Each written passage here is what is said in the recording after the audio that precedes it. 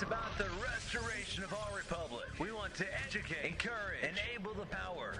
We stand for integrity, honesty, self-reliance, self-defense, and most importantly, no compromise on our foundational principles. This is America's Voice Now. Find America's Voice Now on Facebook and at americasvoicenow.org. Here's Michael Evans.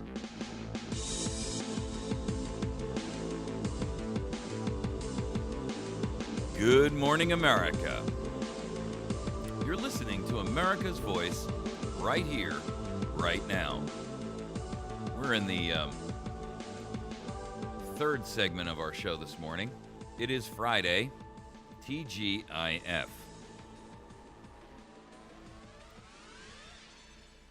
You know, we try to cover a group of different topics or every morning, actually. And this morning we covered the IRS and how they've hired a convicted terrorist supporter for one of the top jobs analyzing fiscal and financial information within the IRS. This is a guy who was a cop,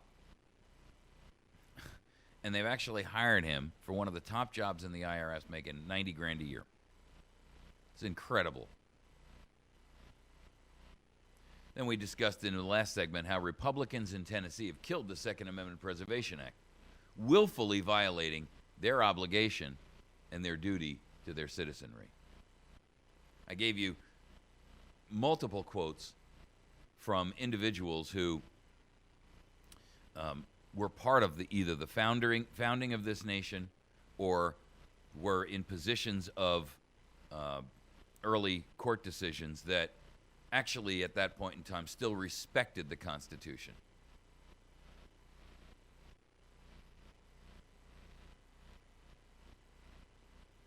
You know, there is nothing that we can do to allow ourselves to accept the violators of the principles of our foundation and our nation as a whole. Any attempt that we make to try to excuse that behavior is a complete and utter failure on our part. And, I mean, don't get me wrong. We are up against mammoth, and I mean mammoth, powers and forces, powers of evil. The top lawyer for the NSA came out and said, you know, those tech giants telling you that they didn't know, they are lying. This is the top lawyer for the NSA. I ain't making this stuff up. He says they're making it up. Talk about no honor among thieves. You gotta be kidding me. The top NSA's general counsel. Listen, you don't get any higher than general counsel in the NSA, kids. I mean, he says Yahoo, Google, Facebook were not only aware of the NSA surveillance programs, but in fact, they provided full assistance. Meanwhile, you've got, this will kill you, you've got the meeting with President Obama to talk about it. You're kidding, right? He's planning on meeting with top CEOs. I don't think these people should be making any decisions hand in hand with a government that is a known traitor and an oath breaker. And now apparently they are as well. They have no right to be making decisions for all of us about our privacy. We didn't elect Zuckerberg. We didn't elect Facebook and Yahoo and Google.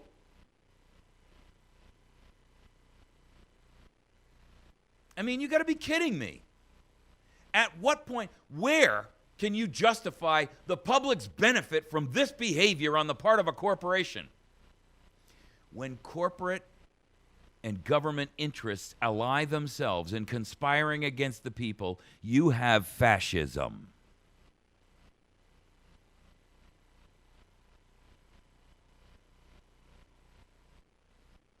I can tell you this, based on the statement of this general counsel for the NSA, The one thing I can tell you is absolutely without an ounce of doubt, all of them are lying. They're either lying to us or each other. It makes no difference. There is no truth to be found here except one. There is only one thing that you can walk away from all of this with. And here it is. They are all acting in a treasonous fashion, colluding, plotting, scheming, whether for profit, whether for ideology, or whether for personal gain. All are guilty of conspiring and colluding in the commission of treason. This is not about you being kept safe. Ladies and gentlemen, despite the risks that exist in flying in an airplane, just the statements that you've heard over the past couple of days about this plane mystery thing should assure you that you have a far greater chance of dying going to work in your car in the morning than you do of dying on an airplane, which tells us that the kabuki theater of the TSA and all of this surveillance technology, it is not meant to protect you. It is meant to enslave you.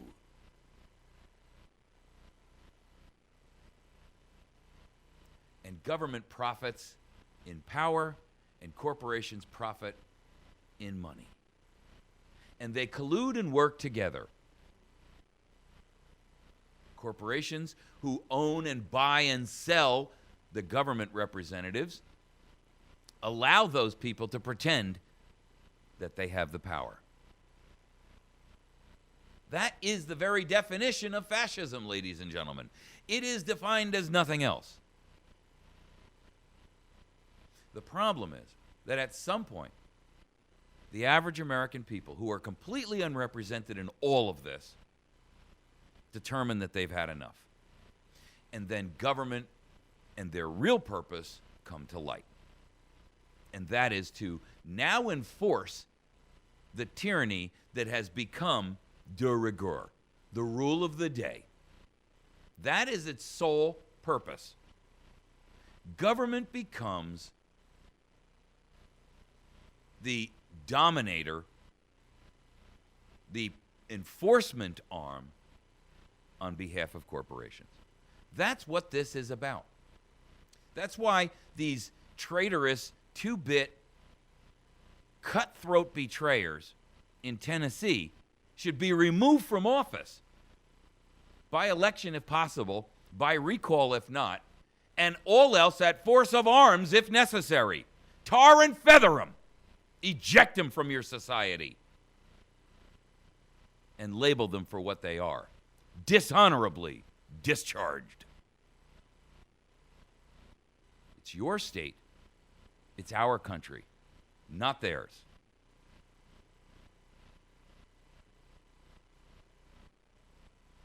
We could get in trouble. We could get thrown in jail for that kind of talk.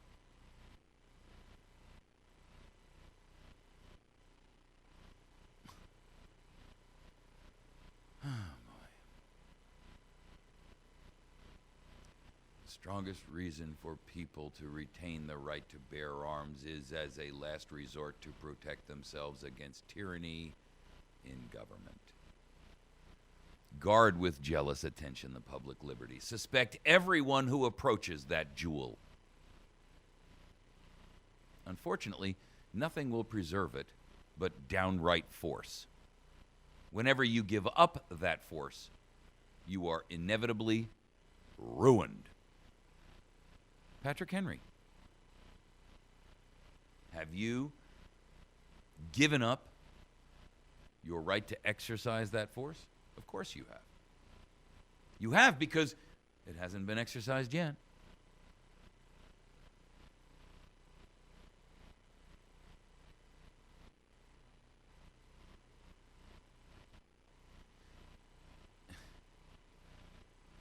The truth is that we have gotten so far, we have been so cowed. We have become so willing to buy peace at the price of chains and slavery. That's what we've done. We are buying peace at the price of our own chains and our own slavery. And there is nothing you can say that will make it otherwise.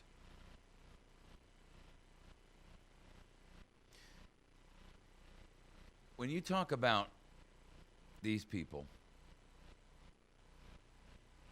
who are assisting, and I got to believe, I get it, the NSA is now going to throw them under the bus. This is like two guys that are caught in a crime.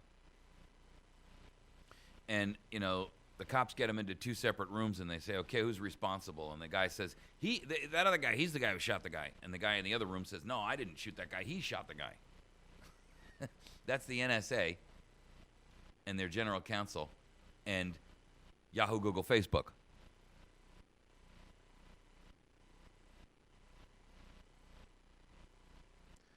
This article, which is in SCG News, and I'll post a link to it in the body of the article here. If there were any remaining doubts regarding Silicon Valley's involvement in the NSA's domestic spying program, statements made Wednesday by the NSA's top lawyer, Rajesh Day, in a hearing on the U.S. government's institutional privacy watchdog, put those completely to rest. He said this under oath, folks. His testimony also confirmed the suspicions of many reporters that the denials made by Facebook and Google have been carefully worded in order to conceal the truth about their role in the programs while still leaving themselves room to backpedal. Apple and Facebook both released almost identical statements in response to the NSA scandal. Both specifically stated that they didn't give the NSA direct access to their servers and that they had never heard of PRISM until a day before.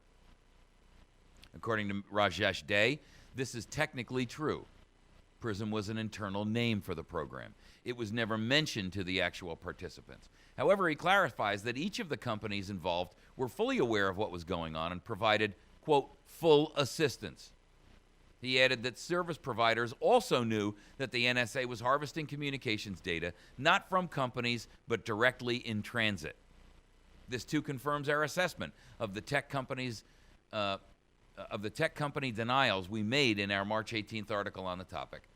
Facebook, Google, Apple, Yahoo didn't have to give the NSA access to their servers at all, since the communications were being intercepted in transit, and they knew it. But they utilizing legalese, they gave you the impression that they had no idea.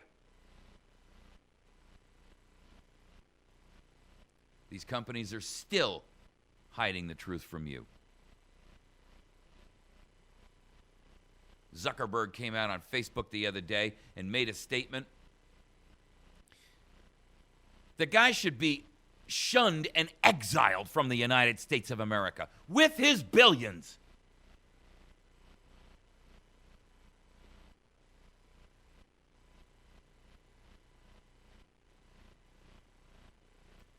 Ladies and gentlemen, do you think men of this ilk would have had the audacity to come out in the public and make statements like this in the times of our founders, proudly standing up and betraying their nation, proudly standing up and betraying their countrymen? I can tell you how our founders would have dealt with them. They would have been tried and hung. In fact, they were tried and hung.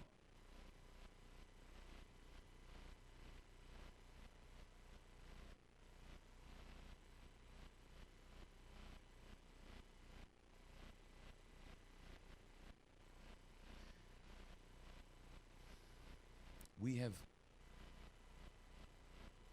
given up, I suspect. We want to believe their lies to us. And the reason we do is because it gives us plausible excuse not to take up arms against our own nation and our own government. And We desire that above all else because we fear the result.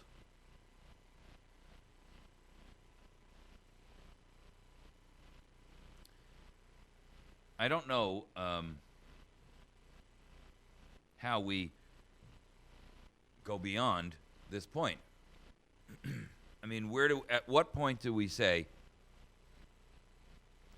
the media, these megalithic corporations are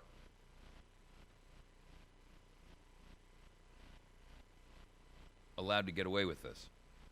Our politicians can continue to debase us, abuse us, disrespect us, lie to us, steal from us, cheat us.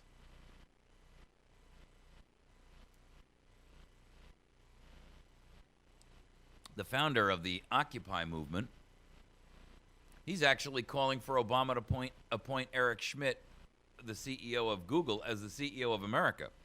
You've got to be kidding me. This is a guy who openly says you don't have a right to privacy. Of course, he's got a vested interest in it because he runs Google, the number one privacy thief in the private sector.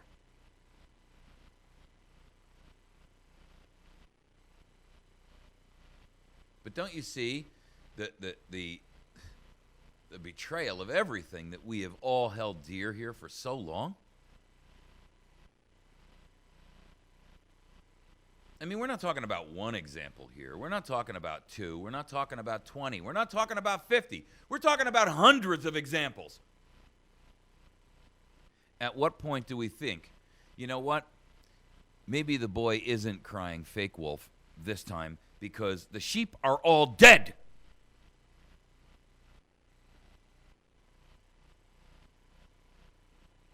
Today or tomorrow, it'll be today, Obama will huddle with tech CEOs to continue his dialogue with them on the issues of privacy, technology, and intelligence. With all due respect, I didn't elect anyone, whether from Facebook or Google or Yahoo or AOL or Apple, to negotiate my privacy on my behalf.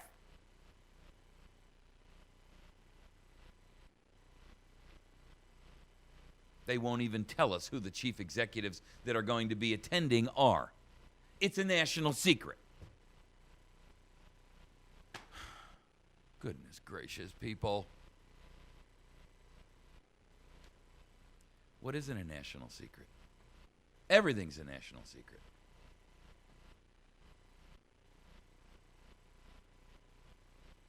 And everything is a charade.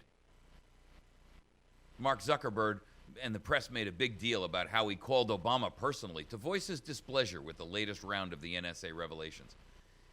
You know what he voiced his displeasure about? The fact that they got caught!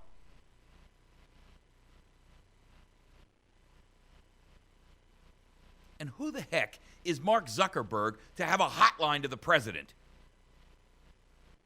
What, because he's got a couple of $1 billion?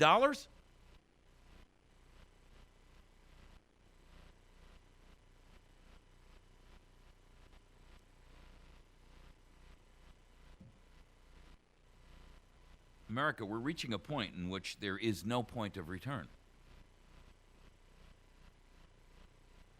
What more impetus, motivation, understanding, convincing do you need?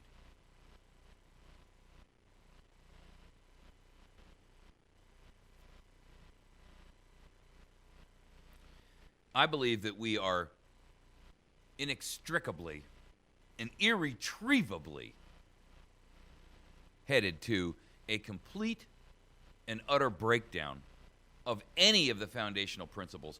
There isn't one of all of the Bill of Rights, all 10 of the Bill of Rights, that has not been egregiously violated to the point where it no longer bears and has meaning. None, not a single one.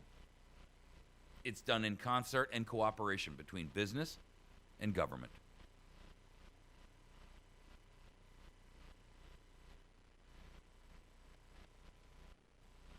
Not one.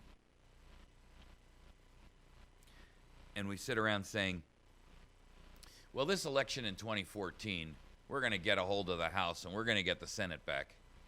Yeah, what? With more traitors like the traitors and the monsters in Tennessee, the Republican traitors who cut the throats of their own constituents? You mean that group of traitors? Is that the group of traitors you think is going to save you from themselves? Good luck with that.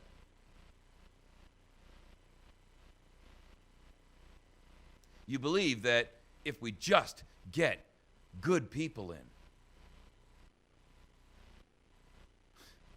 the only good people are those who have never been in before. Don't you see it? Don't you get it? They'll run once and then go home.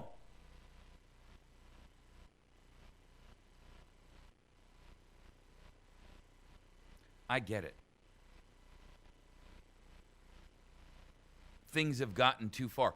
The mountain is too big to move with a few individual shovels.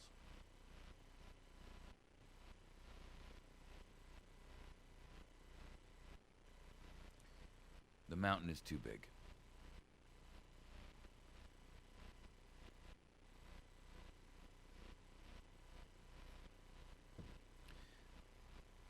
When you have a insurmountable, when you have something that is too big for you to do by yourself with your own physical strength, what do? You employ your brain, and you employ creativity and technology to accomplish the same task. We determined a very, very long time ago as human beings that when we couldn't lift it, we got a horse to lift it or a wagon to pull it. And I don't think America is using the technology at hand to solve their problem.